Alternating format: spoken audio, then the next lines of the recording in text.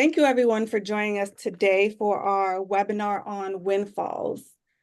And today we have a great setup for you with an amazing panel of presenters and case studies.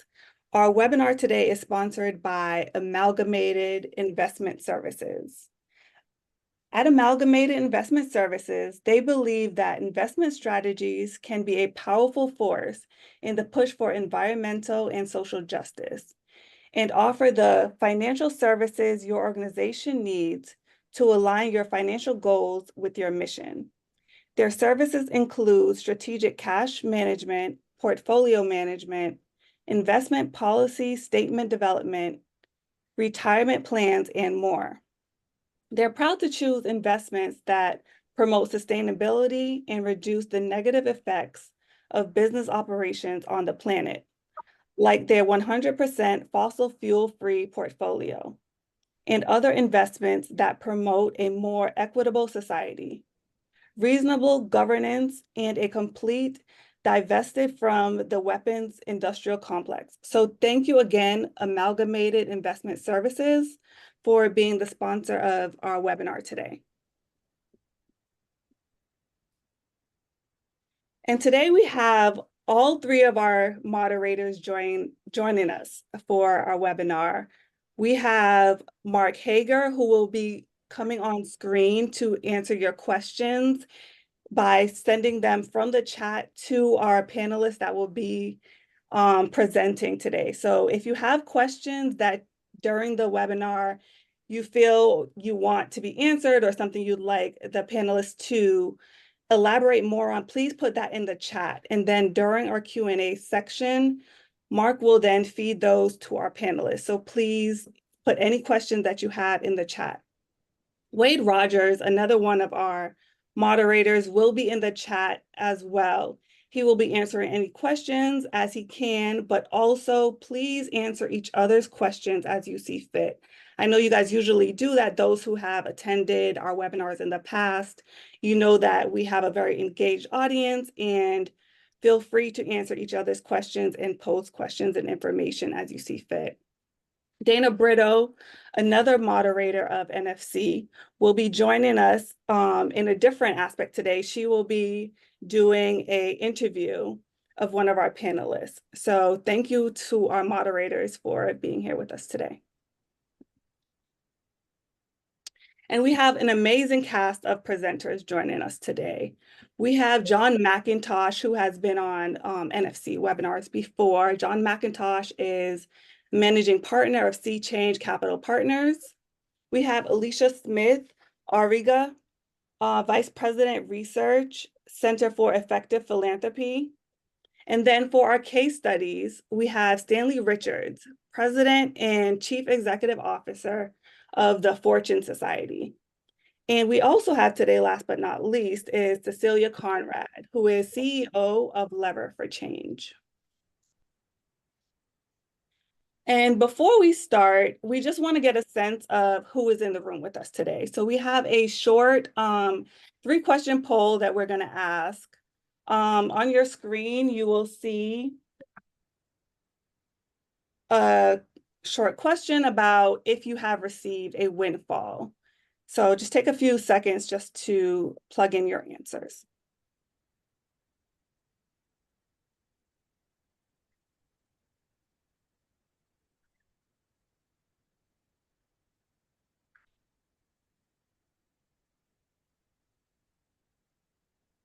It seems pretty even. Let me publish this poll and show the results. It seems like we have a lot of people that actually had a windfall here, almost 50-50. 47% said yes, and 53% said that they had not yet received a windfall. I like that yet. Yes. Yeah. And then our next question, we will then launch.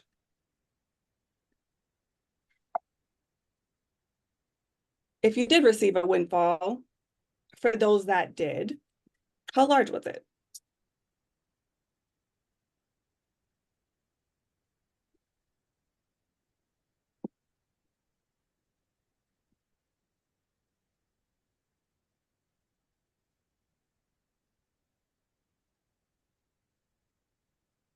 Nice. So seems like the majority was between 50 and 100% of single year's expense budget. Hmm.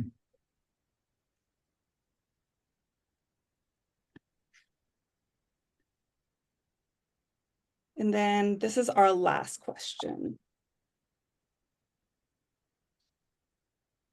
And this is just a question of how were you identified for this? And I think those in the room that have not yet received a windfall would be also interested in this question.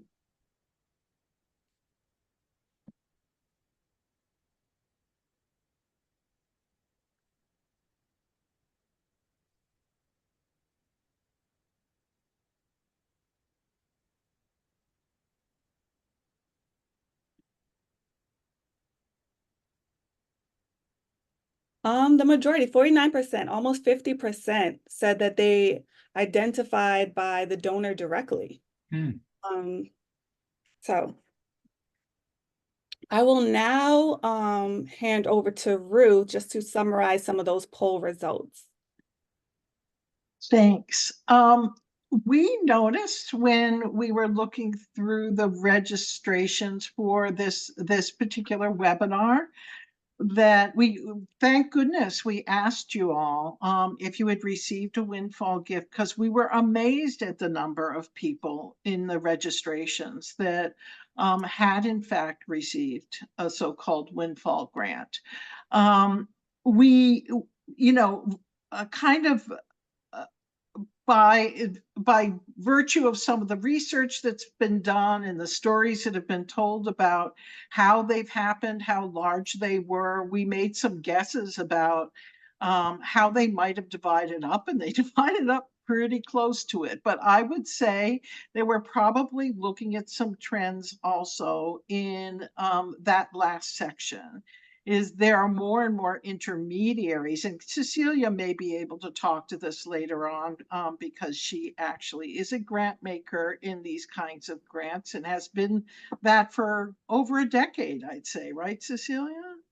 Yes. Yeah, so that more and more will have been identified by an intermediary, but the fact that so many of the grants were identified by the donor directly is amazing. And it really speaks to the level of engagement that you all have with your donors. So congratulations on all of that. I do want to say, yes, this is what I wanted to say. You who have gotten these windfall grants, be generous during this webinar and tell your stories, because that's the way that we're going to learn from you about what this felt like and what you did in response to it, what mistakes you made, and what successes you've had. So I would ask you, especially who have received windfall grants, to give us your thinking and your experiences. And then for people who have not yet received a windfall grant, take the opportunity to ask the questions that you have. Okay, so with that, I am going to hand this over to Dana, who is going to be interviewing Stanley Richards, who has something of an iconic story in terms of the points that we want to make during this webinar. So take it away, Dana. I'm sure that Stanley will introduce himself and his organization, so I don't have to do it, even though I have great admiration for it, as Sure you know. thing. Thank you, Ruth. Hello, everyone. Again, my name is Dana Brito. I am a moderator for the Financial Commons and also an advisor and consultant for nonprofits around financial management as well. Like Ruth mentioned, here at the Commons, we put a lot of emphasis on storytelling and really uplifting and lifting up the stories of our peers. And we've got a couple of great ones for you today. So like Ruth mentioned, I have the unique pleasure and privilege of interviewing Stanley Richards, who's the President and Chief Executive Officer of Fortune Society. Stanley, thank you so much for being here with us today. Really appreciate you taking the time. Well, thank you for having me, and I'm looking forward to this very important conversation. Thank you, Dan. Fantastic. So before we dig into your story, can you take a moment just to tell us a little bit about yourself and a little bit about the work of Fortune Society? Yes, Fortune Society started in 1967. We are both a service and advocacy organization. We work to reduce mass incarceration and support reentry, also supporting diversion and alternatives to incarceration. We work in partnership with our policy and advocacy, where we try to change the policies and systems that disproportionately impact Black and Brown communities here in New York. So we're located in New York City, but we have a national and international reach as we share our best practices and what we've learned from doing this work. Over 50% of our staff are people with justice histories. 40% of our executive team are people with justice histories. And I came to Fortune after my incarceration in 1991 and had the pleasure of having a 33-year connection to Fortune. I started at Fortune when there was about 40 people. Today, we have over 550 staff. We are in 4 of the 5 boroughs in New York City.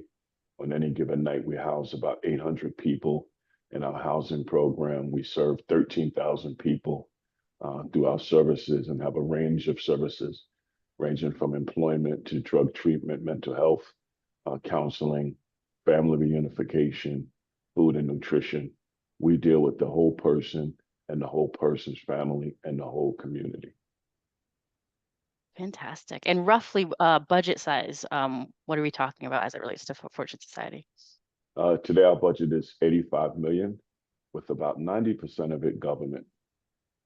Understood. Understood. So it sounds like, Stanley, at some point you were lucky enough to receive a $10 million grant, windfall gift. Can you tell us a little bit about how that happened? And at least initially, once it did happen, what was your initial thinking on how you would use it?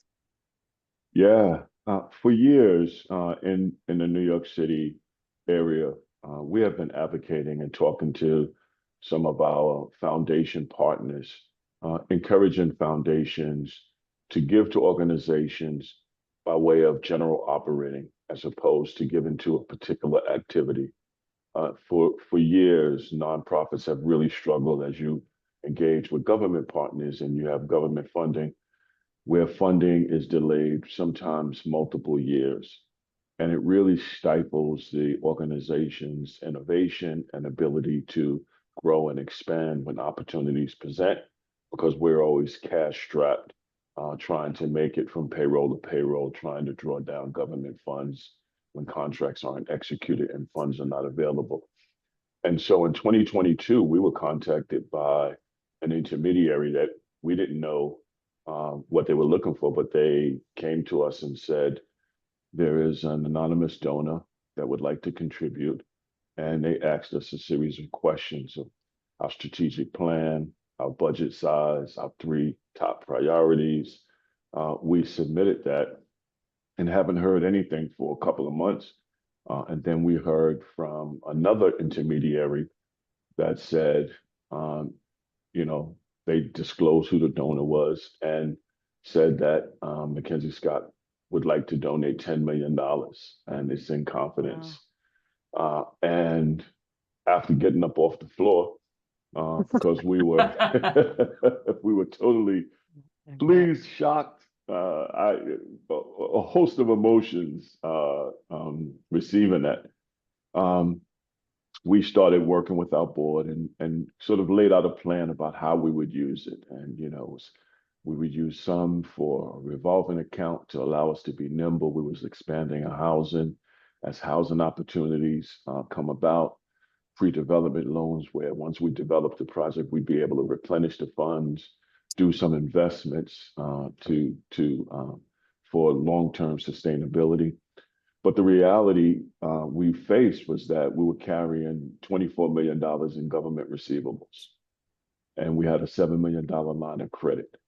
And so, in effect, that gift was a gift and a blessing for us because when we got that gift, we were about $59 million in 2022. And as I said, we're 85 million now. That gift, in effect, gave us, instead of a $7 million line of credit, a $17 million line of credit that allowed us to start serving more people, startup programs, even with the late government contract payments, and allowed us to be nimble and survive. And you fast forward to today, we still have about $21 million in receivables. And so that gift really gave us the ability to operate. Today, we serve over 13,000 people. Back then, we were serving around 9 or 10,000 people. So it really allowed us to be nimble, to be responsive to the needs of the people we serve and the opportunities that some of our government partners have provided. So it's been a windfall and a blessing, but it has not been used in the way that we had envisioned. We do hope, as we continue to advocate for government to pay on time and get executed contracts, that we will be able to use that fund to generate innovation and allow us to be nimble in other ways. So given that you made what seems to be a very wise or made a very wise decision to use the grant in this way to support your cash flow, what were your strategies around communicating this gift and the use of this gift, whether it's with your staff internally or also with external funders and stakeholders as well? Yeah, one of the things we worried about after we celebrated was whether or not foundations would look at this as, okay, you know, Fortune is now a large organization. They got this massive gift and we can pull out. Thank goodness we have foundation partners who understand the importance of their dollar, whether their dollar is a very small percentage of our ability to serve anybody or it's a larger portion. So we have not seen funders pull out and say Fortune is now okay, because they know the reality of it is the landscape of nonprofits is very, very thin in terms of operating margins and being able to provide critical services. And Fortune's model is if you have justice history, you can come in for services. Most organizations, you have to have some eligibility. The only eligibility for us is you have to have some justice involvement. We don't have charge exclusions. We don't have length of stay exclusions. We don't have exclusions if you're on parole or on probation or not. And so our foundation partners and this money we got from MacKenzie allows us to serve the person, not the person's circumstance, and allows us to be nimble. So we had communicated with our foundations and our partners that we've got this gift, and they were all thankful.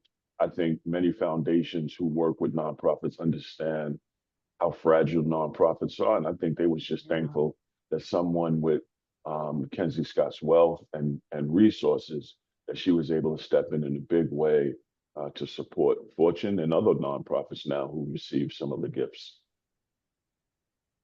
So given that, again, you've made this decision to help to, again, you basically, like you said, you've expanded that line of credit coverage from 7 million essentially to 17 million with this new $10 million gift. Have you thought about how you would have handled this cash flow crisis without this, particularly given that you're dealing with things that are sometimes years of age receivables?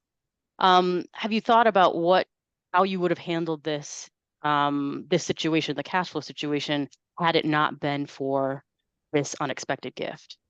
Yeah, two options. Turn down the opportunities that require us to carry government contracts because we don't have the capacity, or extend our line of credit. And extending the line of credit means that we're adding interest payments to our budget that is not recovered. Government contracts will not pay for interest. And so this, FY23, we paid out, even with the $17 million line of credit, 7 and the 10 from MacKenzie, over $200,000 in interest payments because we have late government contracts that goes directly to our bottom line and our general operating fund. And so, yes, we would have either had to turn down those opportunities or extend the line of credit, which means if we doubled our line of credit, we're talking 400,000, $500,000 in interest that goes to our bottom line. And those are challenges that organizations have to make every single day. There's a bill in New York State that we're working with, trying to get government to pay back if they are late on executing contracts and payments, to pay back to nonprofits the interest that they have to pay on line of credits. Because it's a shame that not only do we have to foot the bill for government, not only does government only pays 80% of what it costs to do the job and your expenses, that we then have to foot the bill for our interest payments because government payments and contracts are late. And it is wiping nonprofits out. Some nonprofits who are not fortunate to be as nimble as Fortune and diverse in terms of our funding as Fortune, really struggling and may not be able to take a government contract. And who it hurts at the end of the day, because of the vital role nonprofits play, are the citizens in some of the poorest, hardest hit communities, suffering from some of the most harmful effects of policies that disproportionately impact Black and Brown communities. Yeah, Stanley, I really, really appreciate you highlighting and further verbally articulating a challenge that impacts a lot of organizations that are heavily dependent on government receivables, and the tremendous impact that can have, disastrous even in cases, and even in the case of Fortune Society, had you not had that 10 million, like you said, hundreds of thousands of dollars of expenses added to your bottom line.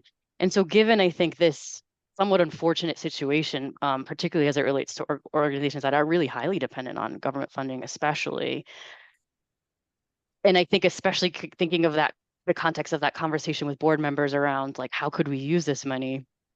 Are there any steps that you're taking with your team to reduce the need to set aside that 10 million as a line of credit and potentially unlock that capital for other purposes? Yeah, when I started as president CEO in January, I established 4 pillars of my vision and leadership. And one is inviting stakeholders and diversifying our funding. But I think there's a reality that nonprofits face, and that is government funding, as challenging as it is to manage and to try to get. You can write a proposal and you can get a government grant for $5 million. When it comes to foundation and individual givens, the dollars are much smaller, they're much more important. And so the mix of government versus private will always be sort of off balance. I would love to have, the invert of what we have, where we have 90% of foundations and individual giving and 10% of government. But in the nonprofit sector, that's just not the reality. So what you try to do, and what we've done, is really try to diversify our funding base. So while we have, 90% of our funding comes from government, we have over 150 contracts that include city, state, federal. And so that diversification allows you to sort of be nimble and survive from day to day, because federal government pays much better and faster than the city and the state. And in New York, the state pays, while it's not much better, but they pay much faster than the city.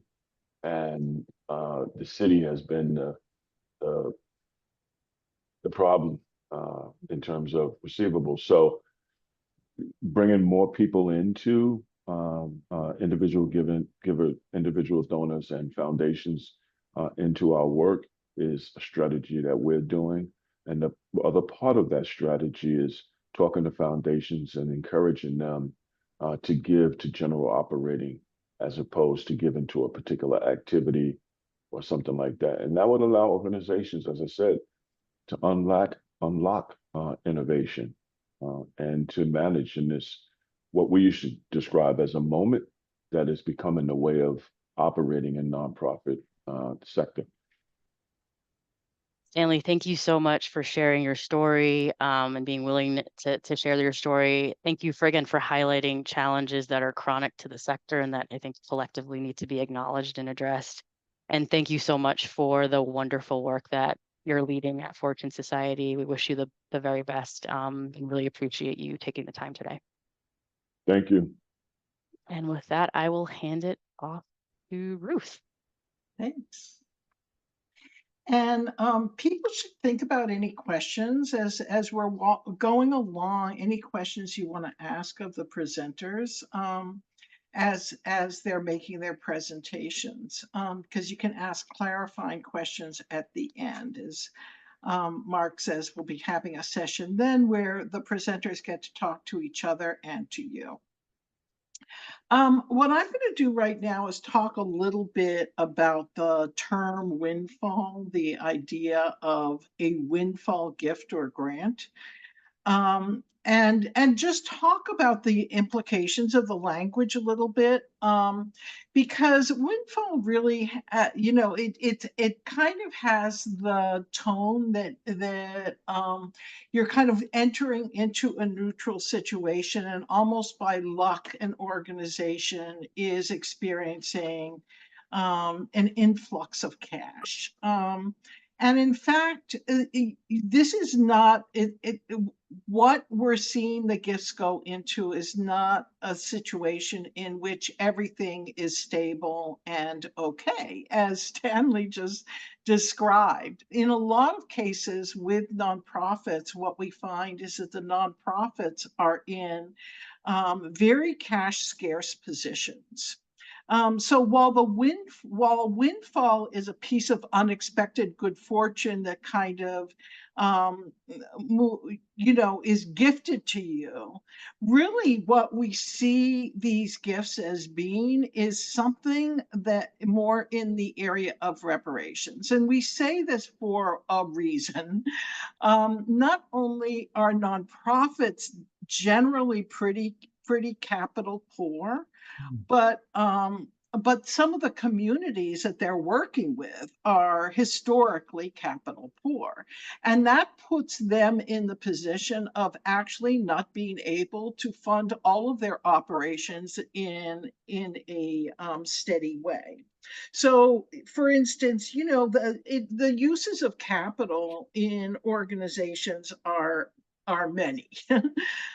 If you want to meet payroll every couple of weeks, if you want to be able to cover your cash flow, you want to pay your vendors on time, invest in a timely way in technology, which we've all had to do, at a very quick pace lately, or do any number of things that keeps you up to date with your market and with what you're required to do by your funders. You need capital in order to keep your organization nimble and functional.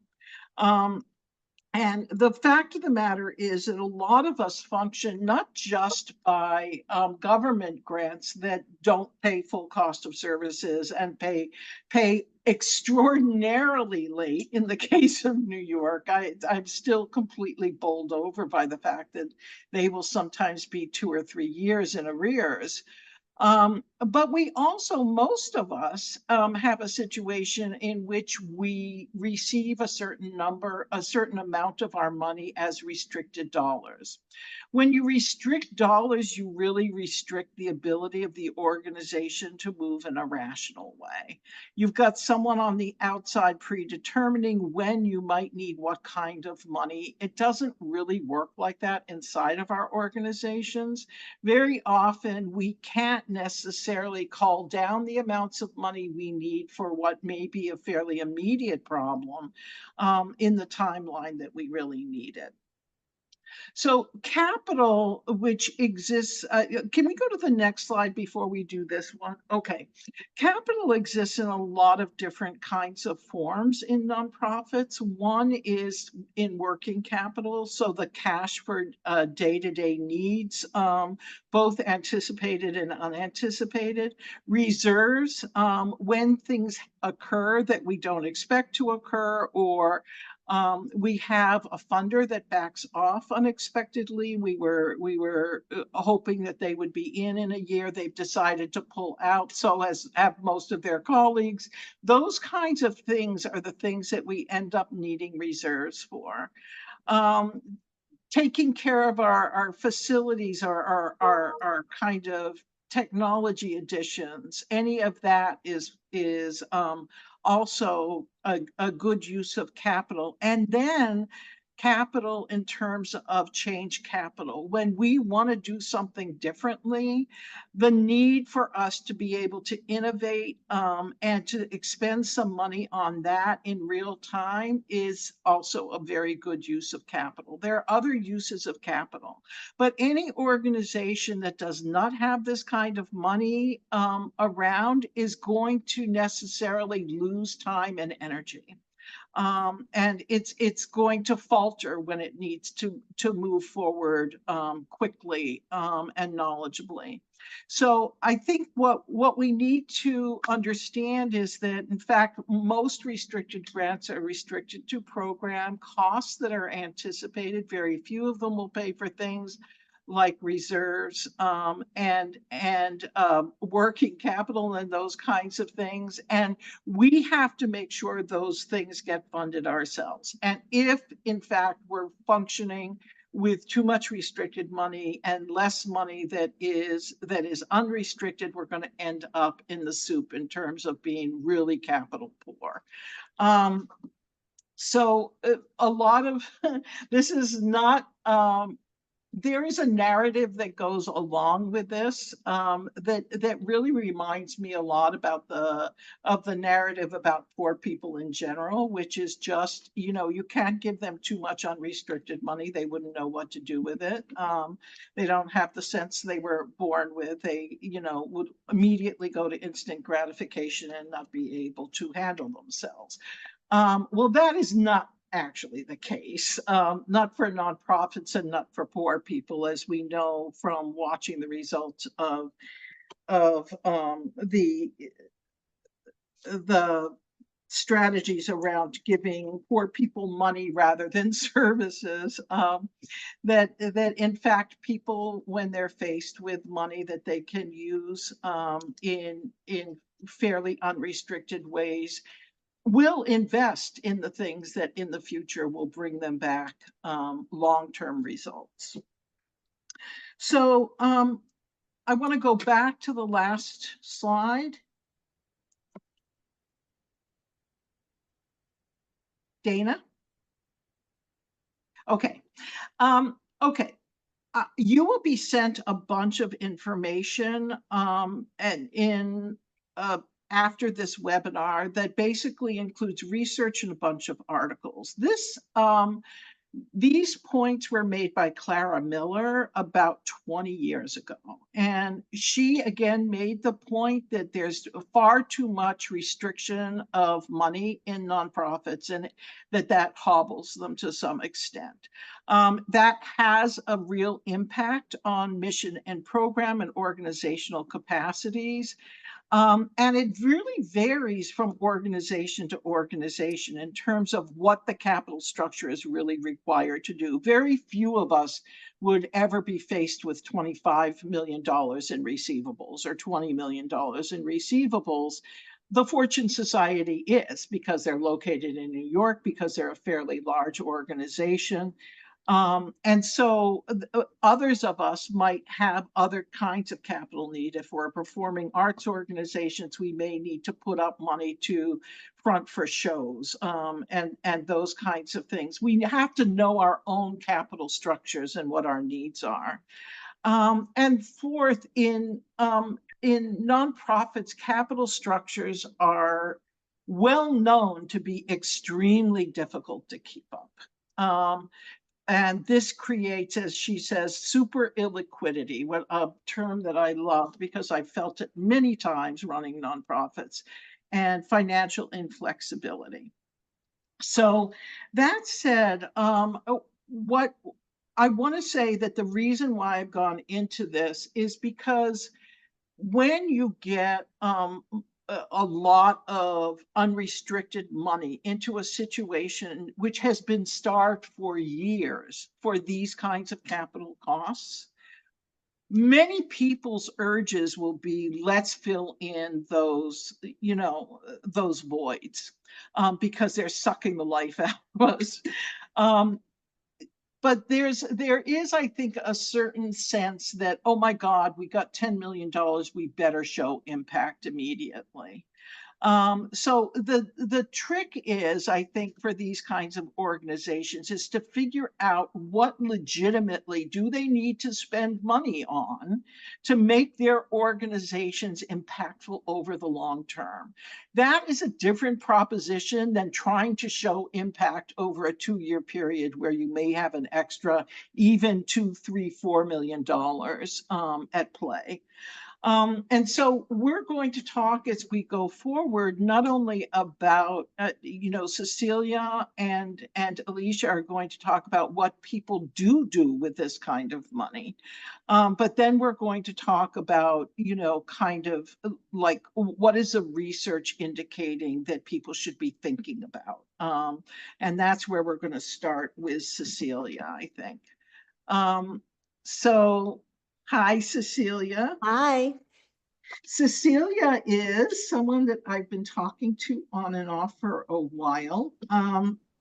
And she runs an organization. Well, it's a part of the MacArthur Foundation. I think is it formally Well, a part of it? we're now a separate 501c3. Okay. But we're still affiliated with MacArthur. Okay, but it's called Lever for Change. Cecilia is one of the few people I know that over the last 10 years has been concentrating on really large unrestricted grant making.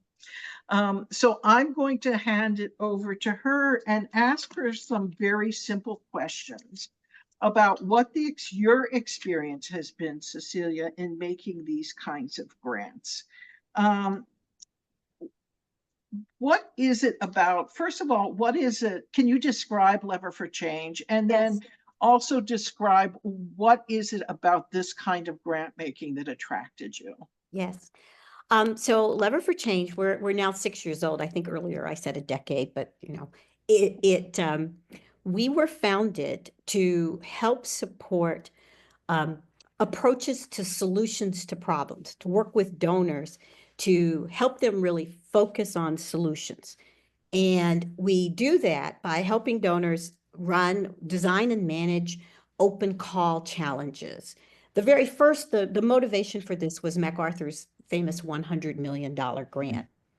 Each time we run a challenge, we always identify more ideas than the original donor is going to fund.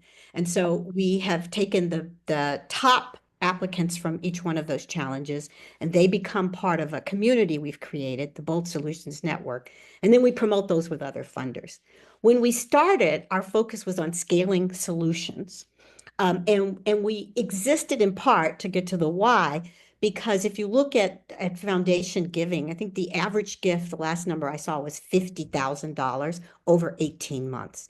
You're really not going to make headway on problems with $50,000 over 18 months. We were also wanted to create an opportunity where initially the $10 million grants, 10 million or higher grants, like the 100 million, were for specific projects, but we wanted to convey agency to the organizations to define what those projects would look like, what they wanted to spend the money on. So technically our first sets of grants were restricted, but I would call them highly flexible restricted. The other thing we've built into our process based on some real estimates of what overhead is that we allow 29% of the budget to go for overhead on those project grants. But more recently, we launched another kind of opportunity, a different kind of service for donors, which we call the Field Building Open Call. And in this case, the grants are supposed to be significant for the organizations. They are they're unrestricted grants. They don't even have to be general operating support. They're unrestricted grants. And in both of our challenges, the other thing that we're trying to do is also open the space, open the door to provide ways for organizations who may not be tied in with existing funder communities or intermediaries to get attention to the good work that they're doing. So we ran last spring the Yield Giving Open Call on behalf of MacKenzie Scott's Yield Giving organization. And we have one that will be launching in the fall that's with Melinda French Gates that will also be in the similar open call model. So the idea is to convey more agency to the organizations, to give grants that are really sizable relative to the work that the organization needs to do, and that represent multi-year commitments at a minimum. Great. So with all of your experience, you've been able to watch organizations not only receive, but spend these grants.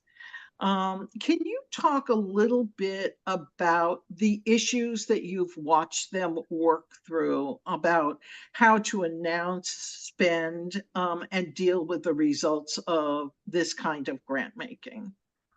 Yes, and I should add that in addition to the Lever for Change work, I also at MacArthur worked with a program that we once had called the MacArthur Award for Effective and Creative Institutions, which was similar in its goal. It was a largely unrestricted grant. The organization had to tell us what they wanted to do. And what I've observed are a few things. And then I should add, we also have gotten a grant. My nonprofit has gotten one of these Scott grants as well. So the first thing is to kind of have a plan. And, you know, through our application processes, that's part of the process is to have a plan. But there's no reason to not periodically as an organization think about what you would do if you really had a big grant that, say, represented a half a year's budget or a year's of budget, just to kind of be ready if that opportunity should present itself. You made the important point before that thinking about this is not actually a mandate to do something completely new, but more as a recognition that your organization has likely been under-resourced, even as it was doing good work, I think is a good mindset to have. So don't necessarily think you've got to go out and invent something, add a whole new line of work that you're not already doing. I think the next thing is that it's important to think about the impact of the plan on your cost structure. You talked earlier about capital structure. There's also this cost structure. And you don't want to do something that is going to permanently increase kind of, I'm an economist, I'll call it variable cost, unit cost, whatever you're doing for delivering services, without some kind of predictable offsetting increase in revenue. You want to focus on investments that might be able to enable growth, but not necessarily finance the growth long term. And that means thinking realistically about revenue impact. So some examples we've seen in across my experience. First of all, sometimes people have used these funds to set up kind of an innovation fund. And the idea behind an innovation fund is that, you know, right now, most organizations don't have space to experiment with what if we did this A instead of B. It's a place to experiment, but be prepared for the experiments that don't work, you move on, you stop them. For the experiments that do, ideally, they're going to make either your organization more efficient, or they're going to create some new opportunity that will attract additional funding to support them over the long term. A second, and we heard this a little bit earlier, is the idea of having income smoothing. And this is something you might want to look at depending on what your revenue streams are like. For Lever for Change, our revenue streams fluctuate pretty wildly. And so one of the things we're doing is using this as a fund that will allow us to cover our costs while we're waiting for the next challenge to happen. You can also think seriously about what I call investments that will reduce your costs and make it so that you can operate more efficiently going forward. I think some of the technology investments you referred to earlier, just as a little side note, in my earlier life, I was an academic, I was a dean at a small liberal arts college. And when the stock market was booming, quite a few colleges had this big, like certain surge of revenue available to them from their endowments. And some spent them to create a lot of new programs. And then when the market fell, there was a challenge of how to fund the programs.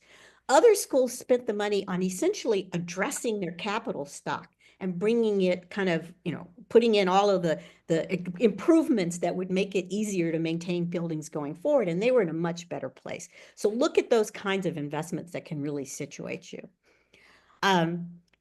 those were the kind of cost structure things I wanted to say. And then I know that there's been a lot of conversation in the earlier about thinking about impacts on revenues. And this has a lot to do with your past and your present current donors and potentially future donors. Should I go there next? Yes, go for it. Okay. Well, one of the things we found with particularly with our big grants, when we did 100 and change, our biggest concern was that by giving $100 million to a project, nobody else would step in. And so the first and the kind of good news was that turned out not to be the case. Other donors were interested in joining in and seeing how we could really realize what was a very ambitious goal of this early childhood intervention in the Syrian refugee region and creating a new Sesame show. But the other thing we learned, because as I said, we were working with other highly rated projects to bring other funders to the table, is the importance of communicating with your current and particularly your early donors, the seed donors. And the first key in that communication is gratitude. You want your donors to feel like this windfall came not only because of what you were doing, but because they were smart enough to spot you in the beginning. That's like the first step. And we What a great point that is, Cecilia. Yeah. We try to do that ourselves. We try to engage with early donors for the projects we've identified and try to create that kind of sense of we're in this together. The second is to kind of, even as if you anticipate, which of course, the way we've defined windfall, you might not anticipate, but even when you're developing the plan, engage those donors to help them understand how the continuity of their funding is important, that it's not that this new money is to be a substitute for them, and the continuity of their funding, and also themselves as important to you, is a continuous process. I think in some of these windfall cases, it's a one and done grant. And so you want them to understand that they are not being supplanted, because there's a lot of personal identity associated here with being a donor and being engaged with these organizations. And enlist, if you need to enlist the funder who's done the windfall to help you with that, that's actually, I think, a reasonable thing to try and do.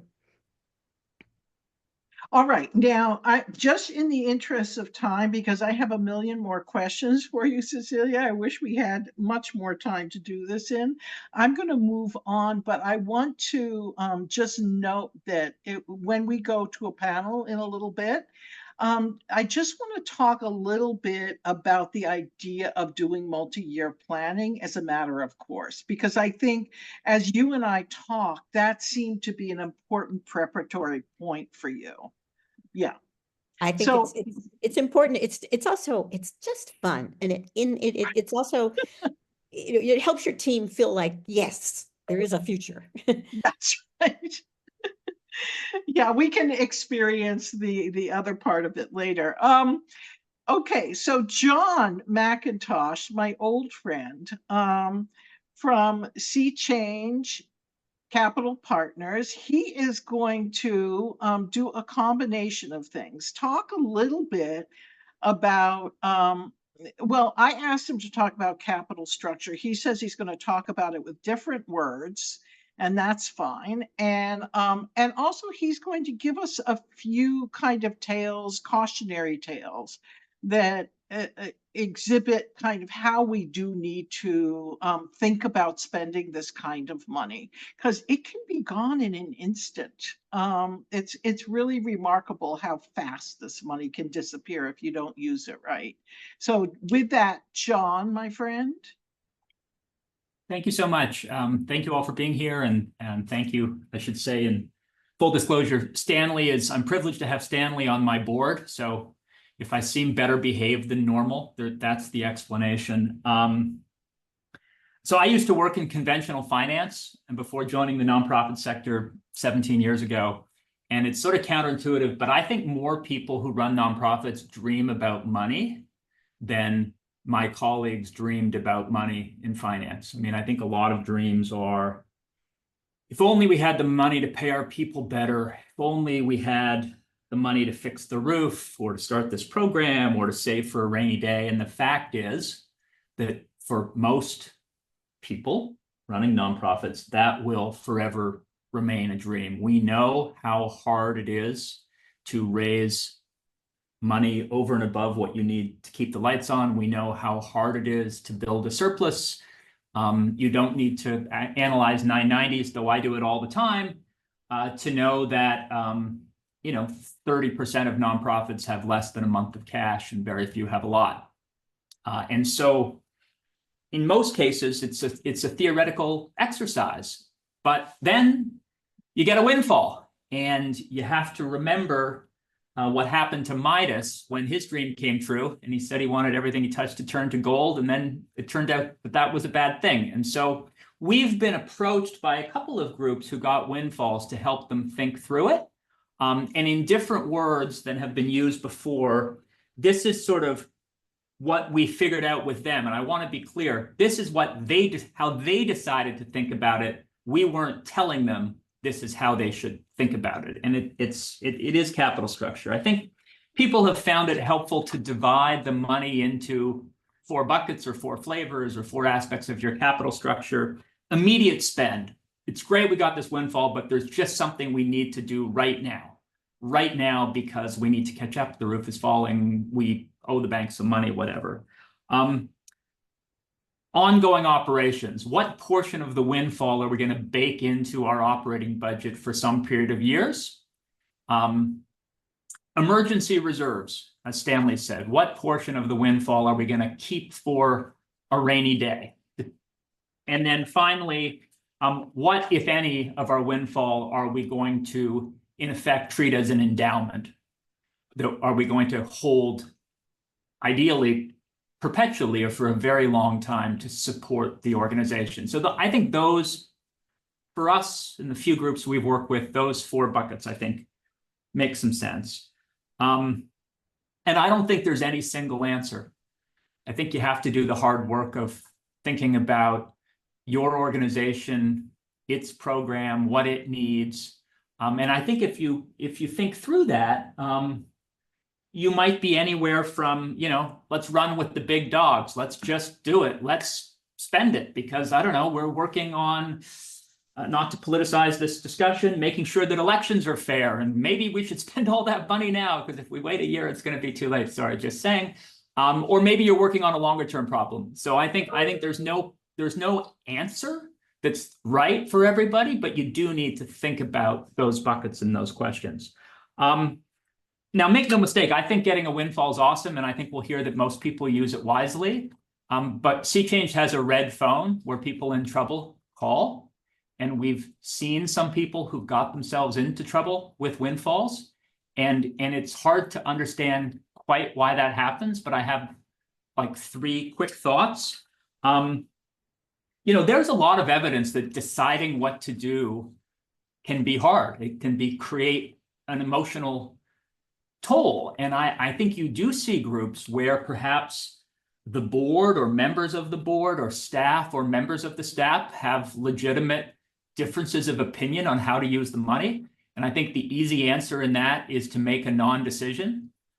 So I think one is sort of the emotional toll of making a good choice. I think in some cases, very few, but some cases without getting outside support, perhaps the groups don't have the expertise they need to think through the issues. And then the final thing is weakness of the will. Like the truth is, unless you have support from your funder, it is not possible to permanently restrict an unrestricted grant.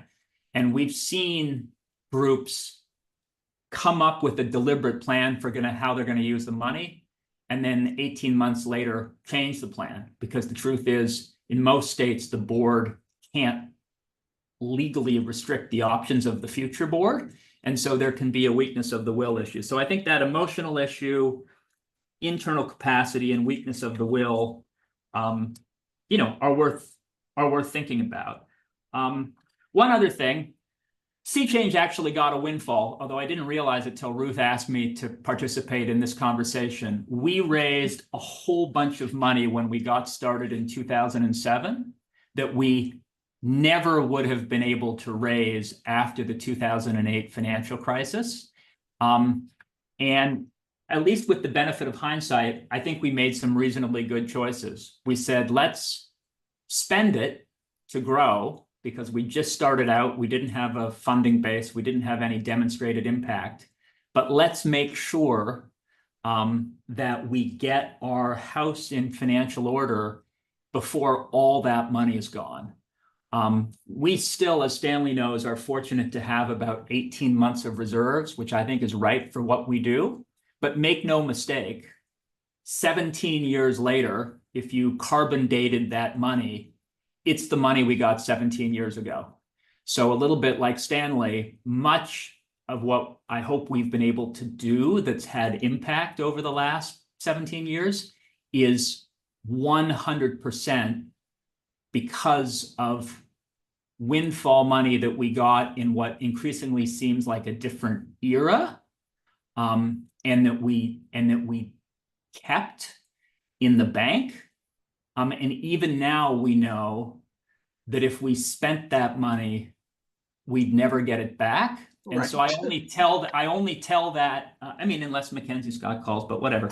I only say that I think that the decisions that groups make about how they use this money really, truly can have an impact decades later.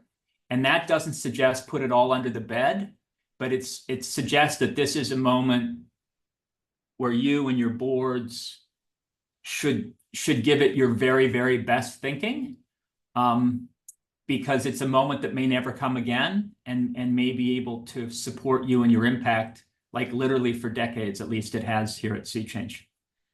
Thanks, Ruth. Thank you, John. That was wonderful. Thank you. And now we're going to go to Elisha. Elisha is the head of research at CEP, the Center for Effective Philanthropy, which has been involved for the past 3 years in looking at exactly how people spent their grants. There are some other findings in her reports as well. And I've asked her really to concentrate on, so what does it look like in the aftermath of these grants? And what do we see as the differences between some of the groups that are interesting? So with that, Elisha, I will hand it over to you. I know you have a set of slides. Yes, thanks so much, Cecilia, and super excited to join this conversation today. As Ruth said, I'm really excited to talk about the results of a 3-year study that we've done on MacKenzie Scott's giving. It is the largest collection of data of all the grantees that receive gifts through MacKenzie Scott's, not the process that Cecilia talked about earlier, where it was an open call and folks applied, but this is the process that the Fortune Society talks about, where folks received a call and then received information about receiving a large gift. And so we can go to the next slide, because what I'll talk about is how these gifts really differed from other grant makers' gifts generally. So we surveyed all the grantees who received a gift from Scott in 2021, 2022, and 2023. And then we also interviewed some of those grantees. And then we also interviewed a subset of about 40 funders as well. And what we learned from that data, as you can see here, is that there are 4 key differences in Scott's gifts versus other grant makers. First, the gifts are extremely large, as you can see here, compared to other gifts. They're totally unrestricted in terms of how they could be used, which is not the case we see with other grant makers. And this data here from other grant makers is based on data from 10,000 grantees at the Center for Effective Philanthropy that we've collected over many years. And so we see that there's a real discrepancy between the size of the gifts, the nature of the restrictions. There are no application or reduced application requirements. And then one of the biggest differences is that there's no specified time period in which to spend the gift. And we can go to the next slide. Now, when we publish these study results, and this is from year 2, we published these last fall in November 2023, The first big finding was that many leaders described expanding and improving programs to pursue opportunities, often related to equity, resulting in what they see as demonstrable impact. And we heard about that really early in this conversation from the great work that the Fortune Society is doing and what happened after they received their gift. And if we go to the next slide, we can see that the data from this study also shows the same.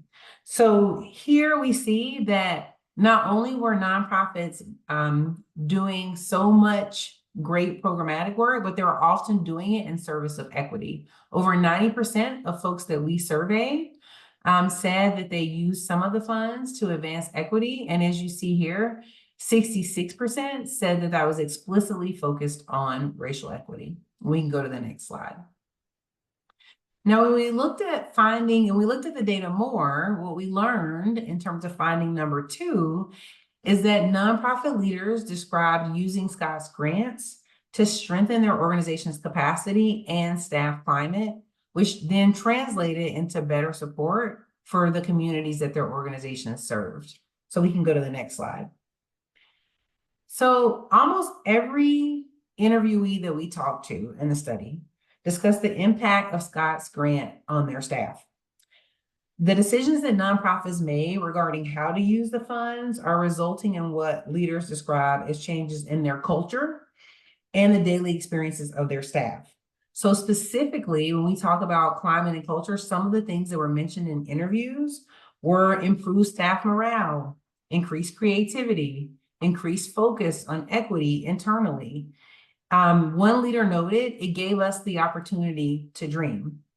There were some folks who talked about starting retirement plans for their staffs that they had not been able to start before.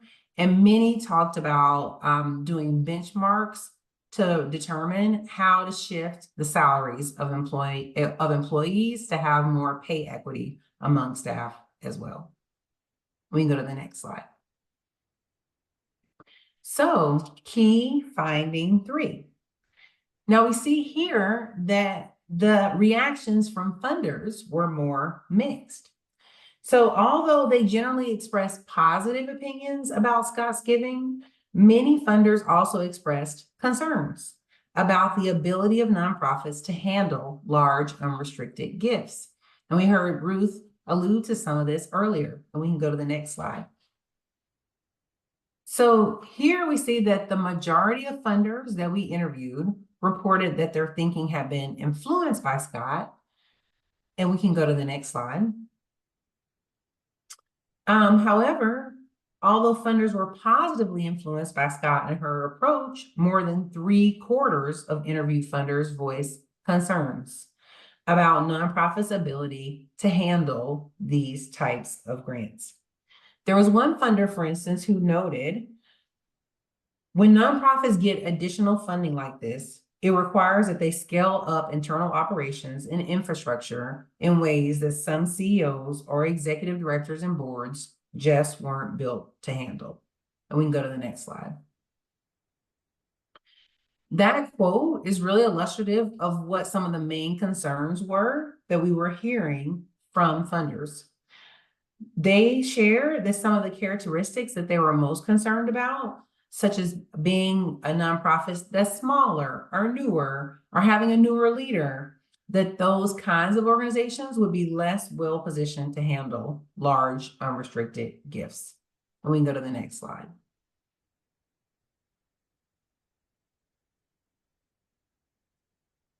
And that was the quote that I just shared, so we can go to the next one as well. So those sentiments that we heard from funders, we did not see bear out in the data from nonprofits themselves. So our fourth finding, despite funder concerns, nonprofit leaders reported few challenges or unintended negative consequences and are planning for the long term to minimize risk of a financial cliff. We can go to the next slide. Here we see that many Scott grantees actually talked about how the grant made fundraising easier. We see here that almost 50% suggested that receiving a grant made fundraising somewhat or much easier. We can go to the next slide. So thank you so much. Super excited to dig in more into this and as part of the panel discussion. Thank you. Thank you so much, Elisha. I just, the fact, I do want to say that when there is a set of cultural assumptions about somebody else's capabilities, that we need to understand how that reflects a general attitude towards populations, because it's insulting. And it's going to be important for nonprofits to really herald these kinds of findings. For God's sake, don't keep restricting your money. We are responsible stewards of your funds. We're going to do our very best to make sure that this all gets spent properly, but you being able to decide that from the room that you're deciding that in now for 18 months from now is a little ridiculous. So thank you so much, Elisha. I think what you said is absolutely profound and incredibly interesting in terms of what we have to take on. With that, I'd like to pull all of the presenters back into the panel. And I want to invite the presenters to actually speak to one another's points really quickly. Like, was there something that you heard from one of the other presenters that you'd like to follow up on, add to, tell them absolutely not, that's insane, whatever you want to do. But we'd love to have you talk to each other a little bit about what you saw as being the findings. Cecilia? I have two that I wanted to follow up on. One I did in the chat, and that is, I think that John made the important point that, I was giving examples of assuming that you just were kind of going to use the money long term, but he made the important point that sometimes there's a problem that's urgent enough.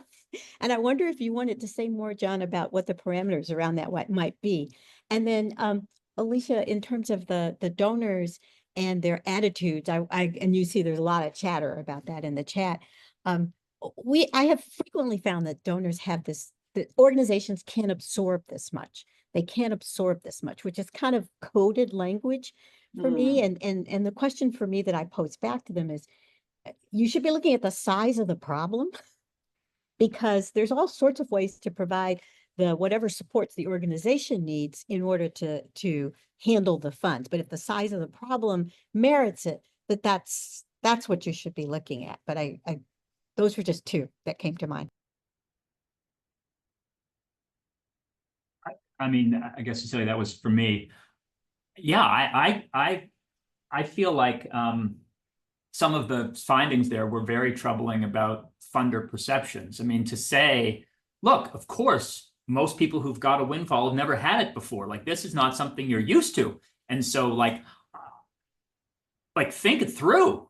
But this is your plan, and it's what you're going to do. And again, I think just taking the extreme example, depending on what your program is, if the problem is super urgent and it's kind of now or never, well, go at it. There's no right answer. And again, we can all imagine what those problems might be, climate change or whatever. On the other hand, if you're doing if you're working with young people in elementary school and you want to get them into and through college, well, maybe you're going to spread the money out, because going big and going home is going to leave like actual people in the lurch. And so I really get very nervous about a narrative that says, here are the answers. I think the better narrative is here are the questions. And again, I've just put in the chat, I think when we find things which perhaps from the outside look like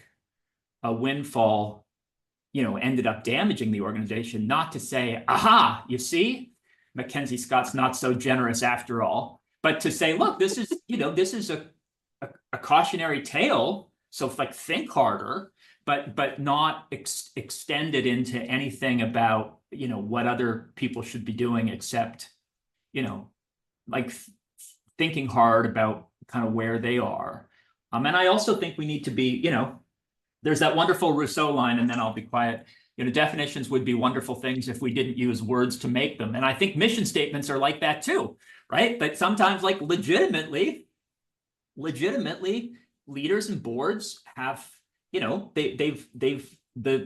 having the opportunity to do different things raises, real issues about what is the right thing to do. And so, part of having an unrestricted grant with no time frame is, let's just put the money under the bed for 3 or 4 months. Let's think this through. Let's recognize that this raises questions that we've never had to think about before. But I'm with you. Never preclude.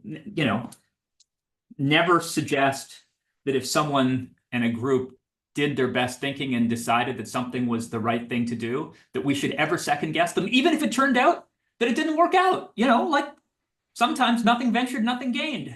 Anyway, that's my view. That's great, John. Elisha?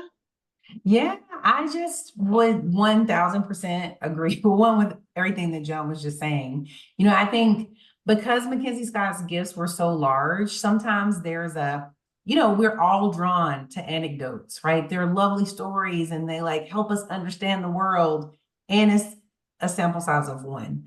So often, at CP, we'll be contacted because someone will say, oh, have you heard about this one grantee where these things didn't work out? I'm like, yeah, I heard that anecdote, but the data overwhelmingly speak to a different story. So I think John's point is super important that, yes, I mean, if you give away $16 billion, there's a chance that something, and somewhere along the way might go not quite to plan with some organization. But I think sometimes folks can make the mistake of taking the anecdote and making it the narrative of what the total story was. And then I think Cecilia's point is so spot on around, when we presented this data last year from funders, people were really shocked. And I think, they were like, well, it's interviews with 40 funders. Are you sure that that's really, and I think because of that, actually in year 3, we're doing a national survey of all funders, asking some of these same questions, because I think it's important that we also are able to hold a mirror up to say, people said these things to us in an overwhelming majority. And so we also have to deal with the narratives we have about organizations and about their leaders and about their ability to navigate receiving these types of gifts, which the data just show that is just not true. Yeah, and I would like to add 2 points. Can you hear me? Yes. Okay. Just want to add 2 points. I think when we got our gift, we started from what we didn't want. And what we didn't want was to use this one-time gift to support ongoing programs, because we know that is, for us, not a recipe for success. That if there was something we wanted to do that was innovative and we wanted to incubate that and to try to pilot it, that would be okay. And one of the things we decided to do was to use some of the money for sort of seed planting to expand our housing footprint. That would allow us to sort of create something like a donor advised fund, that if a property came available, we would be able to invest in that property. And then when we develop that property, we would reimburse the fund. So it'll be like a fund that continues to yield results and build capacity with us. The other piece, I think, that we should be thinking about, and particularly when we communicate to funders, is that nonprofits live in a risk environment where they are constantly assessing risk and benefits to pursue a particular grant, to pursue a particular activity. We live in that environment, and the results of that survey, where foundations, funders was sort of saying, we don't know if we, it might be, if nonprofits can handle it.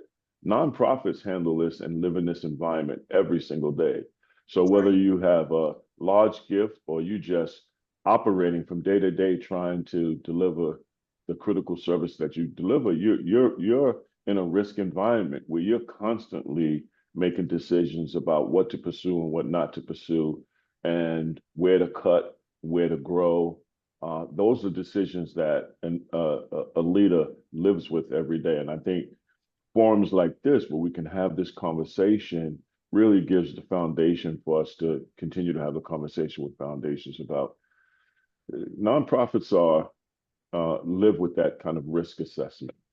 And Cecilia put something in the chat, basically says, philanthropy, isn't that part of what philanthropy's framework is around risk? Right. So with that, I think I'm going to hand it. I don't know if we have time now for questions from participants, because we have to close out pretty soon. Okay, so we have about 4 or 5 minutes for questions from participants.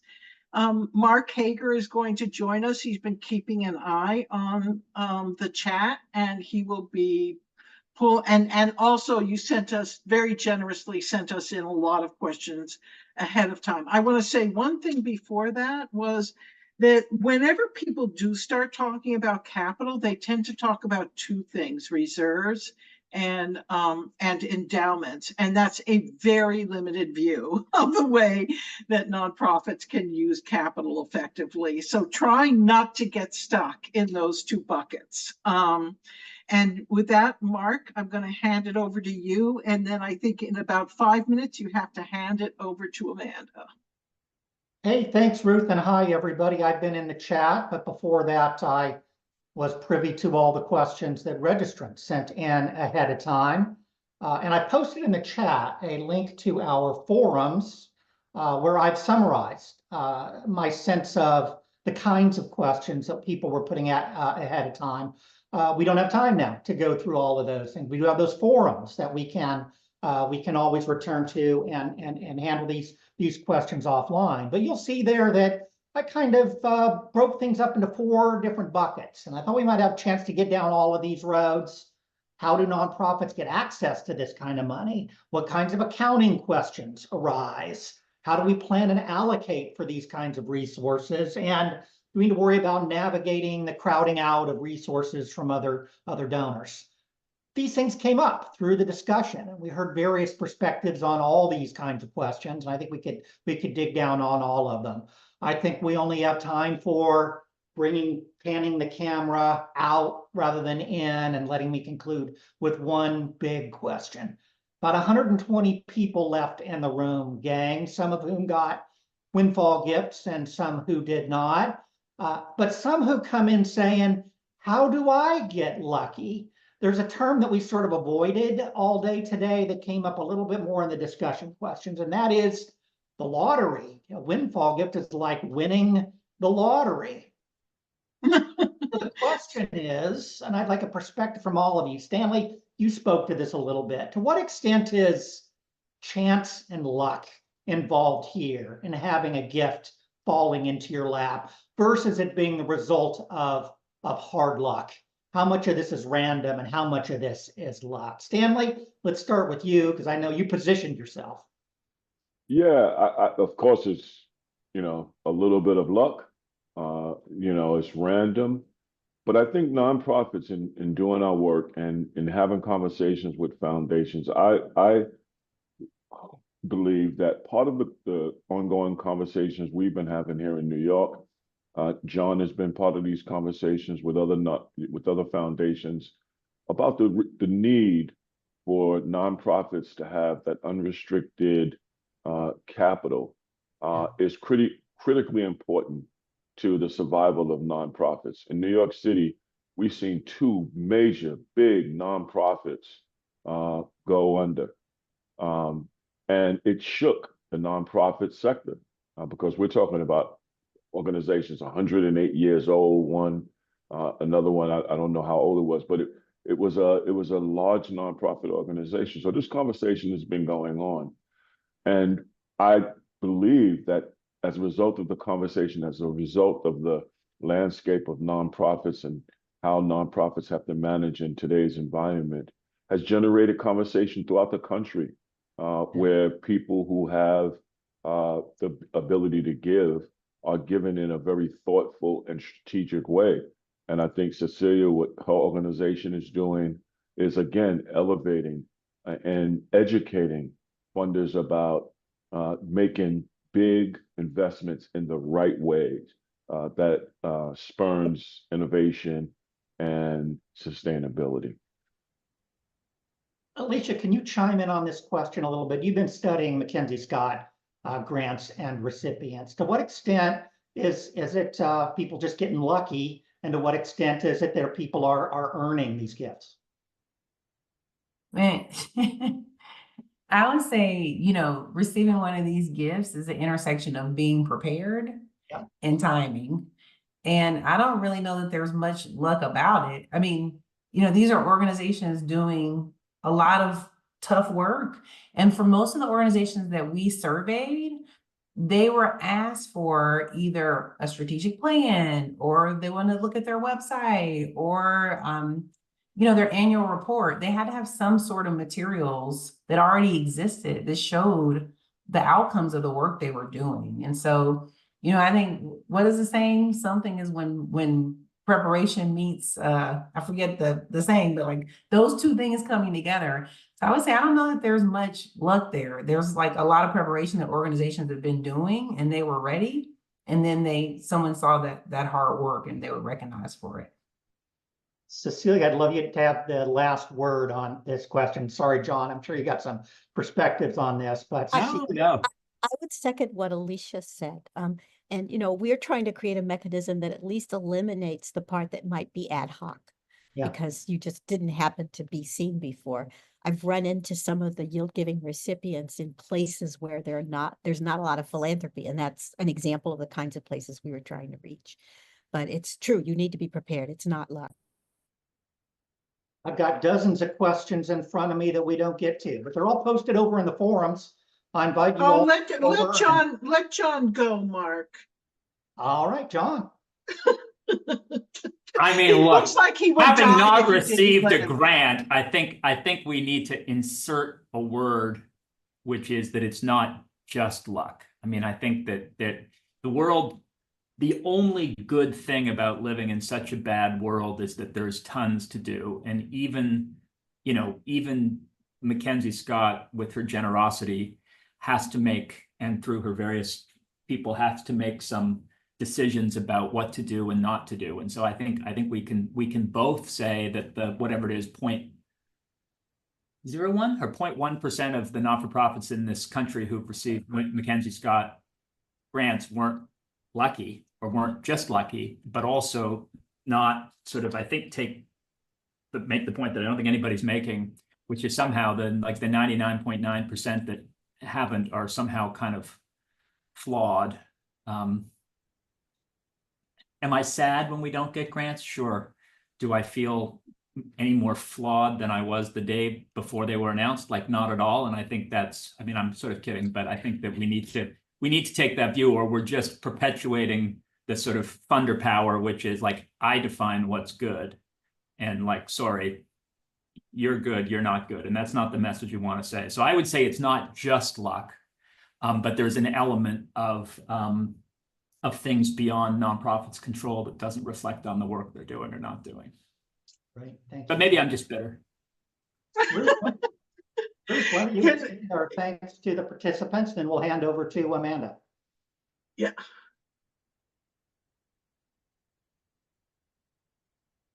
Thank you, everyone. And thank you to all of our panelists. There was so much information for those that received windfalls and those that are still hoping they would receive windfalls. So much good information from everyone on our panel today.